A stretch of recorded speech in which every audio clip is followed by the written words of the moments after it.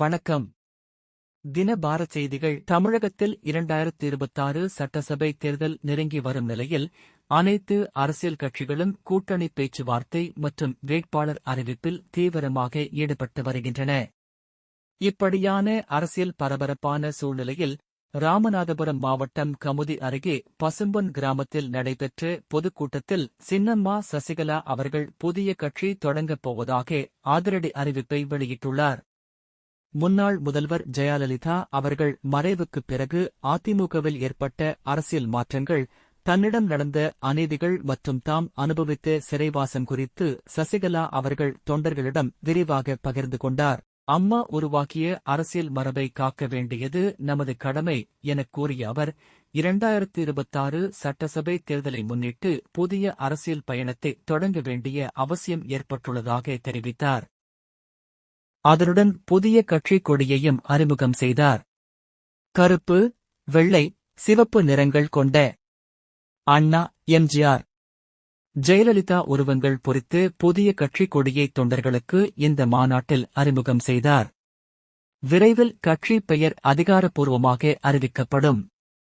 இதில் எந்த மாற்று கருத்தும் இல்லை என அவர் உறுதியாக தெரிவித்தார். 2026 தேர்தலை முன்னிட்டு அனைத்து கட்சிகளும் கூட்டணிகளை உறுதி செய்து வேட்பாளர்களை அறிமுகப்படுத்தி வரும் இந்த நேரத்தில் சசிகலாவின் இந்த அறிவிப்பு தமிழக அரசியலில் புதிய திருப்பமாக பார்க்கப்படுகிறது. கூட்டத்தில் திரண்டிருந்த தொண்டர்கள் உற்சாக கோஷங்களுடன் ஆதரவு தெரிவித்தனர்.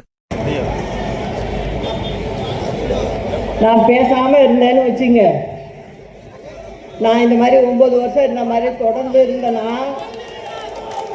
புரட்சி தலைவி அம்மாவுடைய வழிவந்த கழக தொண்டர்களுக்கும் தமிழ்நாட்டு மக்களுக்கும் நான் செய்கின்ற பெரிய துரோகம் ஆயிடும். அதனால என்னை பொறுத்த வரைக்கும் ஒரு தீர்க்கமான முடிவு எடுத்திருக்கேன். தமிழகத்திற்காக, தமிழகத்தில் உள்ள மக்களுக்காக, நம் கழக தொண்டர்களுக்காக புதிய களத்தை காணப்போகிறோம். ஒரு புதிய கட்சியை ஆரம்பிக்கப் போகிறோம். இது ஒரு திராவிட கட்சியாக பேரறிஞர் அண்ணா, புரட்சி தலைவர் எம்ஜிஆர், புரட்சி தலைவி அம்மா ஆகியோரின் வழியில் ஏழை எளிய சாமானிய மக்களுக்கான ஒரு கட்சியாக, எதிரிகளையும் துரோகிகளையும் வேறறுக்கின்ற ஒரு கட்சியாக இது செயல்படும். நமது கட்சியின் கொடியை இங்கே அறிமுகப்படுத்துவதில் மிகவும் மகிழ்ச்சி அடைகிறேன். இது கருப்பு வெள்ளை சிவப்பு வண்ணத்தில் பேரறிஞர் அண்ணா, புரட்சி தலைவர் எம்ஜிஆர், புரட்சி தலைவி அம்மா ஆகியோரின் உருவத்தை தாங்கி நிற்கின்ற ஒரு கொடியாக பட்டொலி வீசி பறக்கும். கட்சியின் பெயரை மட்டும் விரைவில் அறிவிக்கிறேன். இதில் எந்தவித மாற்று கருத்துக்கும் இடமில்லை என்பதை அனைவருக்கும் உறுதியோடு தெரிவித்துக் கொள்கிறேன். களம் காண்போம், நம் இருவரும் தலைவர்களின் பொற்கால ஆட்சியை அமைப்போம்.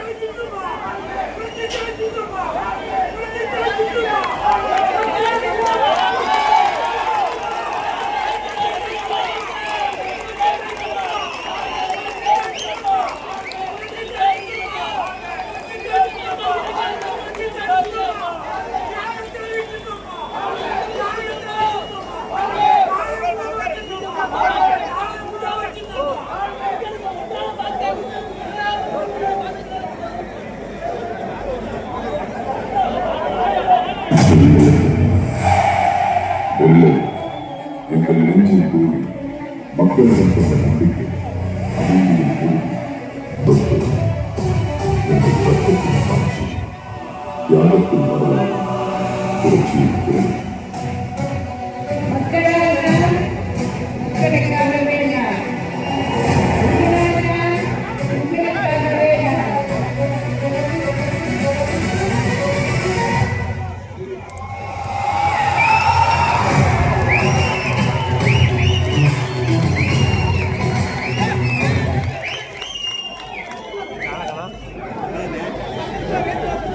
கருப்பு அடக்குமுறைக்கு எதிரான எங்கள் சின்னம், போராட்டத்தின் நிறம், பயமற்ற இதயத்தின் நிறம். வெள்ளை எங்கள் நெஞ்சின் தூய்மை, மக்களிடம் கொண்ட நம்பிக்கை, அமைதியின் உறுதி. சிவப்பு எங்கள் ரத்தத்தின் காட்சி.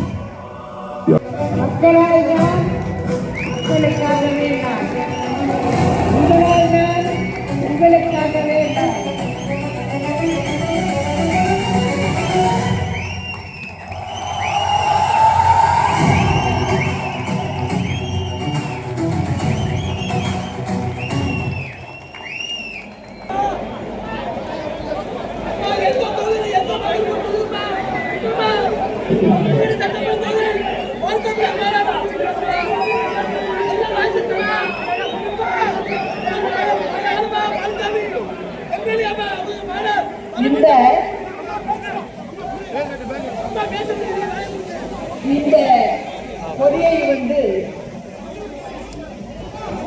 இங்கே அறிமுகப்படுத்தியது எனக்கு பெரும் மகிழ்ச்சி. தெற்கு சீமையே வீரத்தின் அடையாளம்தான். இந்த பெருமைக்குரிய மண்ணில் எனது முடிவை அறிவித்ததில் நான் மிகவும் மகிழ்ச்சி அடைகிறேன். ஜாதி மத பேதமற்ற தலைவர்கள் வாழ்ந்த இடம். மாவீரன் புலித்தேவன், அவருக்கு துணையாக ஒண்டிவீரன் வெள்ளி காலாடி, அதே போல வீரமங்கை வேலு நாச்சியார், மருது சகோதரர்கள் அவருக்கு துணையாக, உடையாள் கொடைக்கு குயிலி. அந்த அம்மாவை பொறுத்தவரை ஜாதி மதம் பார்க்கவில்லை, கூலித்தேவனை பொறுத்தவரையும் ஜாதி மதம் பார்க்கவில்லை. வீரமங்கை வேலு நாச்சியார் 8 வருடம் காத்திருந்து வெள்ளையனை வென்றார். அவருக்கு உறுதுணையாக மைசூர் சுல்தான், ஹைதராபாத்தில் ஹைதர் அலி கூட இருந்தார்கள். யாரும் ஜாதி மதம் பார்க்கவில்லை. அதே போல வீரபாண்டிய கட்டபொம்மன் வெள்ளையனை வெளியேற்ற அவர் பட்ட பாடு. இங்கேயும் ஜாதி மதம் வரவில்லை. அதே போல வாவு சிதம்பரனார், அவரும் தெற்கு சீமைக்கு சொந்தக்காரர். அவரை பொறுத்தவரை வெள்ளையனால் மட்டும்தான் கப்பல் ஓட்ட முடியுமா? நானும் வியாபாரம் செய்து காட்டுகிறேன் செய்து காட்டியவர். அவர் வழிகட்டு வந்தவர்கள் பசும்பொன் ஐயா அவர்கள், காமராஜர் அவர்கள், இவர்களெல்லாம் வந்த மண் வீடு என்பதால் வீரத்தின் அடையாளமாக இந்த இடத்தில் சொல்வதுதான் சரியாக இருக்கும் என்று இந்த இடத்தை தேர்வு செய்து தலைவர் சொன்னாரு, என்றும் நல்லவர்க்கு வாழ்வு வரும் நாளை, இது அறிஞரன்னா எழுதி வச்ச ஓடை என்ற புரட்சித் தலைவரின் பாடல் வரிகளுக்கேற்ப நாளை நமது வெற்றி நிச்சயம். அண்ணா நாமம் வாழ்க, புரட்சித் தலைவர் நாமம் வாழ்க, புரட்சித் தலைவி அம்மா நாமம் வாழ்க, நன்றி, வணக்கம்.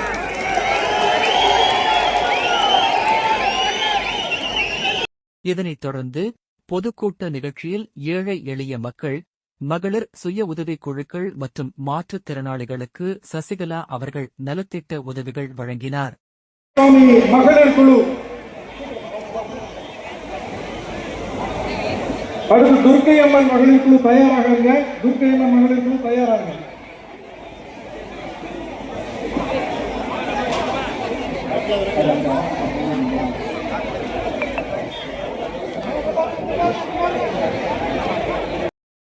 இந்நிகழ்ச்சியின் இறுதியில் ராமநாதபுரம் மாவட்டம் கமுதி பசும்பொன் கிராமத்தைச் சேர்ந்த முன்னாள் ஊராட்சி மன்ற தலைவர் ராமகிருஷ்ணன் அவர்கள் நன்றி உரை வழங்கினார்.